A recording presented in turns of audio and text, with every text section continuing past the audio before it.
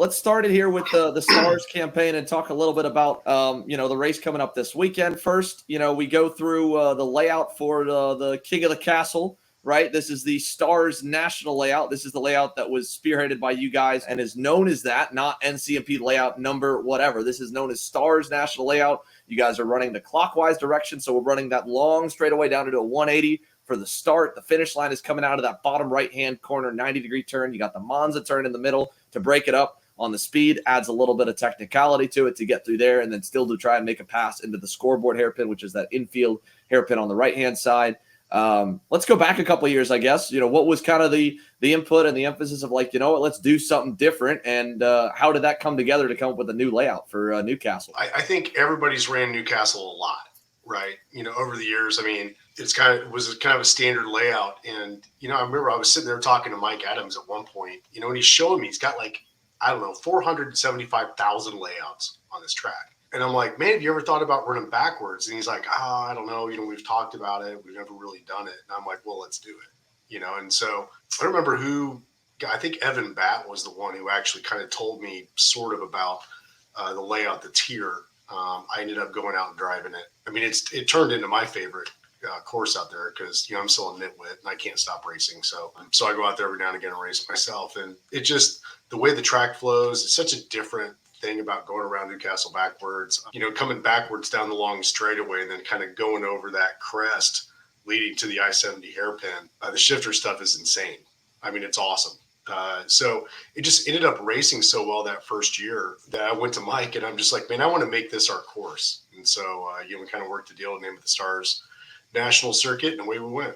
I've obviously been the announcer for the Stars Championship Series for the last 2 seasons, so I've gotten to see a little bit of the inside of it as well. And I remember we talked a little bit last year as we were go through each event, kind of where we were hoping entries would be, right? Everywhere we go, we were being realistic, what that number we wanted it to be. And then this year is obviously a big spike, a big jump in interest, a big jump in entries. Newcastle has a major club. We're running popular classes. The K8 classes and the mini and the micro classes have been strong this year across the board, even up a little bit on everybody. But looking at, 185 plus pre-entries, pushing almost 200, probably going to hit that number when we get to GoPro later this year. Is this where you had that goal, or were you higher or lower? I mean, where do you feel already going into this weekend for the series in 2022? I've been around the race promotion game for a really long time. And so I'm pretty realistic about, where things are. And so I have a kind of a holistic view, man. It's going to get to the point that it's ready for. And if we weren't ready to go from, because last year, a lot of times I would see, 105 or 115, I think at GoPro was 136 or 138. Great shows, right? And, you talked a little bit before the break about, kind of what it's like to run a show at that level of competitor versus, once you bump up. And, the mechanics of the event are all still pretty much the same, especially off the track. When you're still handing out tires, you're just doing more of them. It gets a little more challenging when you get onto the racetrack, but, the marshals we bring in have a pretty high capacity. So, I'm not really super worried about that. I think it ended up kind of where it was probably going to end up being. The staff that we've got executes really well, and the promotion I think is really good. And, continuing our broadcasting relationship, actually, because I'm not sure if everybody remembers, but you did all of our esports stuff there during the pandemic. So I think doing that was a no-brainer for us. And it's a little higher than what I thought it would be. I was going to be happy at that 160 to 170-ish mark.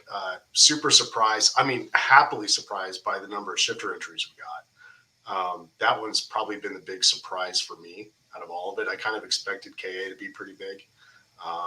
Expected kind of all of them to be kind of more or less where they're at, but the shifter stuff just looks awesome. Sweet. And of course, Joe, you got a lot of guys excited, especially about having 30 plus shifter masters here this weekend. Any closing thoughts for people, whether they're going to be watching the Stars race online or coming to join us up at Newcastle?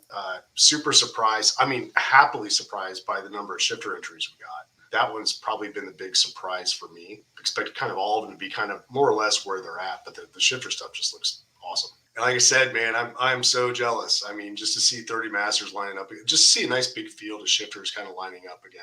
I think it's going to be a great weekend. I think there's going to be some variability. It's Indiana in May. So, we have a chance of rain, I think, on Saturday. Friday, I think, is mid to upper 80s. By Sunday, the high is going to be 62. So you're going to have this really broad swing of course condition. I think I think this weekend's going to be great. I'm so excited to do another broadcast with you. Just really super excited. I think, the facility's ready to go. Everything's up. Staff's out there, starting to get things set up. So pretty excited for it.